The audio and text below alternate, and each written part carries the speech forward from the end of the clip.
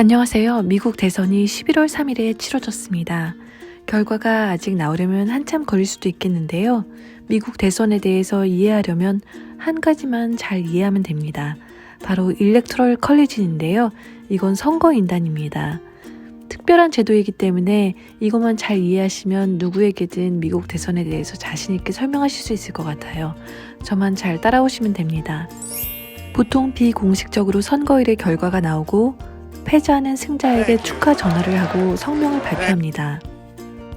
하지만 이번 대선에서 조 바이든이 매직 넘버인 270을 확보하더라도 트럼프 대통령은 패배를 인정하지 않을 수도 있습니다. 그건 왜일까요? 선거인단 제도에 대해서 알면 간단합니다. 미국은 대한민국과 달리 간접선거 제도를 가지고 있죠. 여기서 중요한 게 일렉토럴 컬리지입니다. 전 처음에 컬리지라고 해서 솔직히 컬리지 하면 학교를 생각하게 되잖아요. 그런데 이거는 선거를 위해서 만들어지는 임시 조직이더라고요. 역사적인 배경을 잠시 보면 예전에는 어떻게 하면 좋은 대통령을 뽑을지 사람들이 많은 정보도 없고 또 미국은 연방제잖아요. 주들로 구성되어 있는데 크기가 큰 주에 비해서 작은 주들은 자신의 목소리를 제대로 낼 수 없는 경우가 있잖아요. 그래서 선거인단을 대신 구성해서 그들로 하여금 최고의 대통령을 뽑자 하고 만든 게 일렉토럴 컬리지, 선거인단입니다.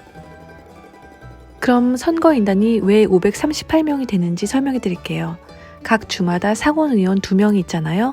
그래서 2명, 그리고 하원의원, 각 주마다 속해 있는 하원의원들이 있잖아요. 그래서 그 숫자를 2개를 더하고 그리고 워싱턴 DC는 주가 아니지만 3명을 할당 받습니다. 그래서 538이 되는 거예요. 상원 하원 의원이 선거인단이 된다는 뜻이 아니고 그냥 선거인단 숫자를 이렇게 도출해낸다는 것입니다. 그럼 예를 들어서 캘리포니아 55명의 선거인단을 확보하고 있는데요. 그렇다면 제 생각에 상원의원 2명 빼고 53명의 하원의원이 캘리포니아에 있는 거네요. 각 주마다 승자를 어떻게 가리냐면 winner takes all, 승자 독식 제도라고 하죠. 예를 들어 캘리포니아에 55명의 선거인단이 있잖아요. 캘리포니아에서 다수의 표를 획득한 후보자가 55표 전부를 다 가져가는 겁니다. 메인과 네브래스카만 다르게 결정합니다. 그럼 복습해 볼까요?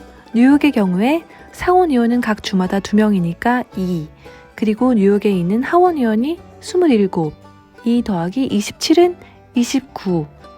그러니까 뉴욕은 29명의 선거인단을 갖게 되는 거예요. 그래서 각 주마다 다른 숫자의 선거인단을 갖게 됩니다. 그런데 주마다 성향이 다를 수가 있잖아요. 확고하게 공화당인 주, 아니면 확고하게 민주당인 주. 그렇지 않고 이랬다 저랬다 하는 배틀그라운드, 스윙 스테이트라고 해요. 그네가 왔다 갔다 하잖아요. 그런 주들이 있습니다. 그래서 막판에 대선 주자들이 그쪽에 가서 대선 유세를 아주 치열하게 하는 것입니다. 선거일의 결과를 바탕으로 12월 8일까지 선거인단이 결성되고 12월 14일에 각 주의 수도에 모여서 선거인단이 투표를 합니다.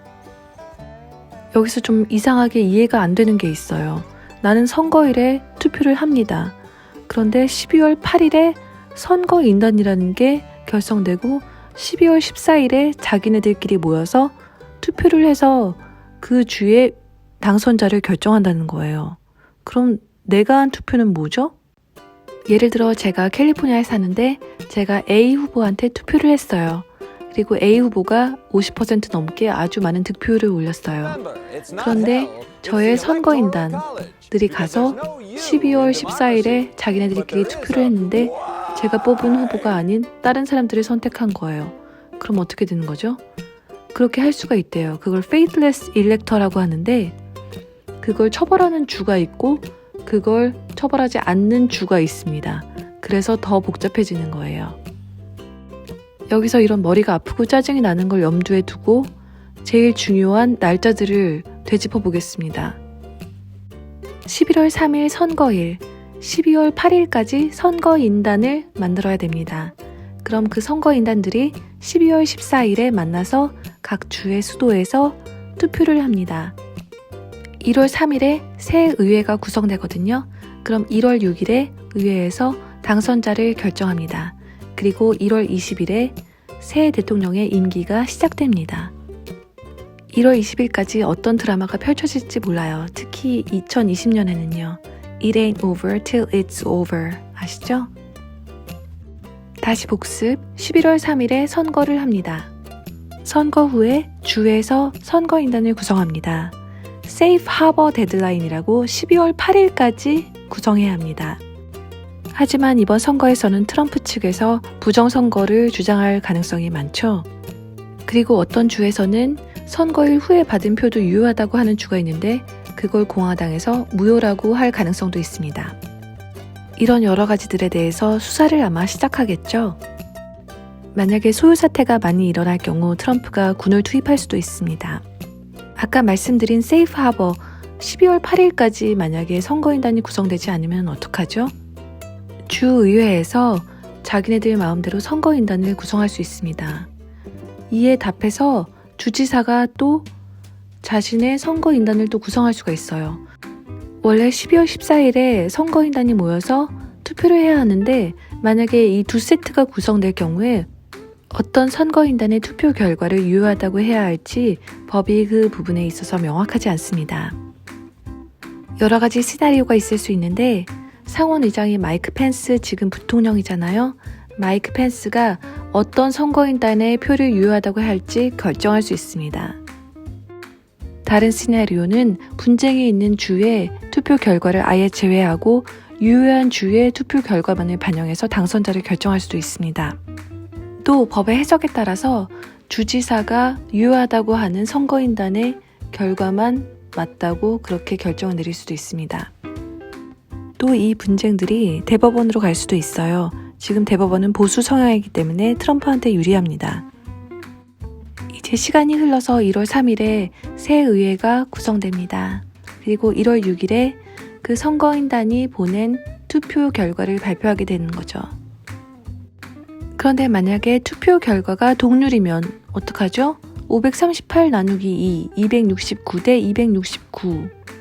그러면 이제 컨틴전트 일렉션이라는 걸로 가는데요. 컨틴전트 일렉션에서는 각 주마다 한 명의 하원 의원만 표를 행사하게 됩니다. 따라서 50개 주니까 26표를 획득하면 당선되는 거예요. 새 대통령의 임기는 2021년 1월 20일 정오부터입니다. 이때까지 결정이 안 날 수도 있잖아요. 그럼 권한 대행 체제로 가야 합니다. 컨틴전 일렉션에서 부통령까지 선출되지 않았을 경우에 지금 하원 의장인 낸시 펠로시가 권한 대행으로 대통령을 맡게 됩니다. 제일 정상적인 시나리오는 이거예요. 이제 선거를 하잖아요. 그럼 그날 비공식적으로 대통령이 누구라고 발표가 됩니다.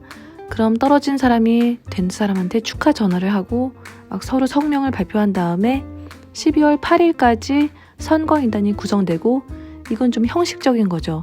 12월 14일에 각 주에 모여서 그 선거 결과를 토대로 그 주의 당선자를 정하게 됩니다.